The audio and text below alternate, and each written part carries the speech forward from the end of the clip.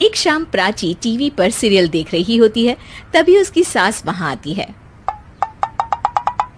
अरे सीरियल में तो ऐसे मग्न है जैसे आज रात का खाना पड़ोसी आकर बनाएंगे। मुझे पता ही नहीं था आपने अपने बेटे की शादी पड़ोस में भी की हुई है। हैं? मतलब? मतलब इस घर में सारा काम बहू ही करती है, आप तो सिर्फ खर्राटे मारती हैं। अच्छा जी, फिलहाल तो तुम आराम फरमा रही हो, चलो जाओ, ये मेरे टीवी देखने का समय है। आहा, इसीलिए मुझे भगाया जा रहा है। सॉरी, अब तो बिल्कुल नहीं जाऊंगी। प्राची की इस बात पर दोनों सास बहू के बीच टीवी रिमोट के पीछे बच्चों जैसे छीना झपटी शुरू हो जाती है, जिसके बीच श्लोक भी काम से घर वापस आ जाता है। हाँ, आज मेरी चूहे बिल्ली की जोड़ी किस बात पर झगड़ रही है? अरे तेरे बीवी मुझे टीवी ही नहीं देखने दे रही। अरे तुम्हारी मम्मी मुझे खाना बनाने के लिए फोर्स कर रही है।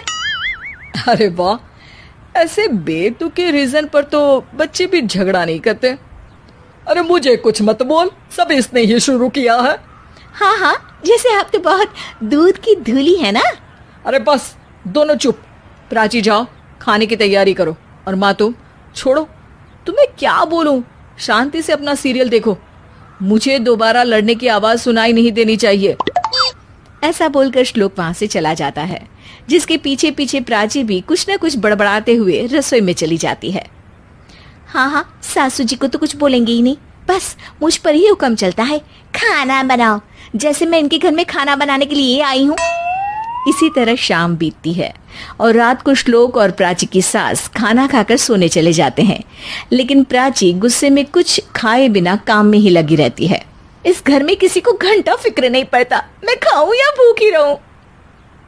प्राची कुछ देर के लिए रसोई से बाहर जाती है और जैसे ही वापस आती है तो वहां दूध का भरा ग्लास देखकर हैरान रह जाती है। फिक्र पूरी है, बस दिखाना नहीं है। प्राची दूध पीकर सोने चली जाती है और अगली सुबह एक बार फिर सास बहू का कार्टून नेटवर्क स्टार्ट हो जाता है। ये तुमने ही किया है। अरे अजीब जबरदस्ती है, मैं बोल रही हूँ मैंने कुछ नहीं किया। दोनों ने मिलकर पूरे घर को पागल खाना बनाया हुआ है। यहाँ कोई नॉर्मल इंसान तो रह ही नहीं सकता, इसीलिए अब पड़ोसी क्या रिश्तेदार भी घर आने से कतराते हैं। और सुन बेटे, तू भी चंगा, तेरी माँ भी चंगी, तेरी बीवी भी चंगी, रिश्तेदार। हाँ जी, आपको नहीं पता क्या, गंगाधर ही शक्तिमान है, रिश्तेदार ही। हाँ हाँ, बस समझ गया। कभी जानवरों जैसे लड़ेंगी तो कभी जुगलबंदी करेंगी। भाई मैं आप दोनों के बीच में नहीं फंसना चाहता। सास बहू की इस मनमौजी जोड़ी से परेशान होकर श्लोक अपना सिर खुजलाता वहां से चला जाता है। चलो अब मैं भी कीर्तन में जा रही हूँ। इस पर जैसे ही सास कमरे में अपना पर्स लेने जाती है तो वहां नाश्ते की प्लेट रखी देख मुस्कुराने लगती है और नाश्ता करके घर से बाहर निकलते हुए कुछ पैसे टेबल पर रख जाती है, जिसके कुछ देर बाद सिलेंडर वाला घर आता है। ओ मोरी मैया, मैं सिलेंडर के बारे में तो बिल्कुल भूल ही गई थी। घर खर्च के सारे पैसे भी मम्मी के पास है और श्लोक से बोला तो उल्टा 4 बात सुनाएंगे। प्राची ये सोच ही रही होती है कि अचानक उसका चेहरा चमक उठता है और वो घर में आकर इधर उधर देखने लगती है। तभी उसकी नजर टेबल पर रखे पैसों पर पड़ती है, जिन्हें वो सिलेंडर वाले को दे देती है। ये सब श्लोक देख लेता है। अच्छा बेटे, इतना बड़ा घोटाला, सबके सामने मैं तेरी दुश्मन और पीठ पीछे तेरी मेरी यारी। इस पर श्लोक एक प्लान बनाता है और शाम को सब एक साथ बैठे होने पर बोलने लगता है।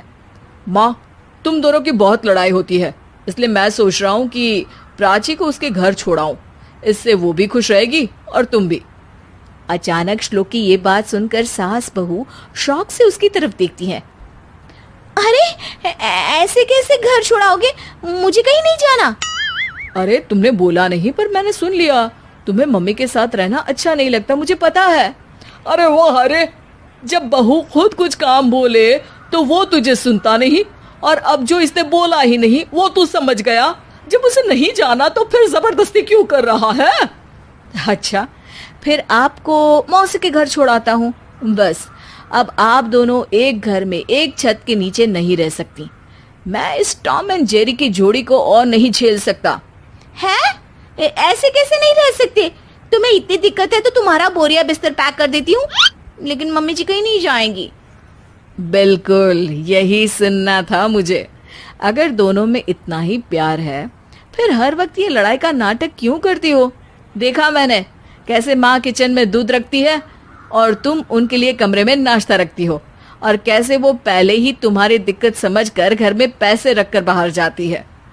अरे भाई, इतना ड्रामा तो डेली सोप में भी नहीं होता जितना तुम दोनों ने इस घर में फैलाया हुआ है। तू हमें टॉम एंड जेरी बोलता है ना, तो याद कर वो दोनों भी एक दूसरे को बाहर वालों की बुरी नजर से बचाने के लिए हमेशा सबके सामने लड़ते थे, लेकिन अकेले में दिक्कत के समय मदद भी तो करते थे। बस हमारा रिश्ता भी कुछ ऐसा ही है। और वैसे भी अगर सास बहू में तू मैं नहीं होती तो दुनिया वालों को कहानियां कैसे मिलेंगी?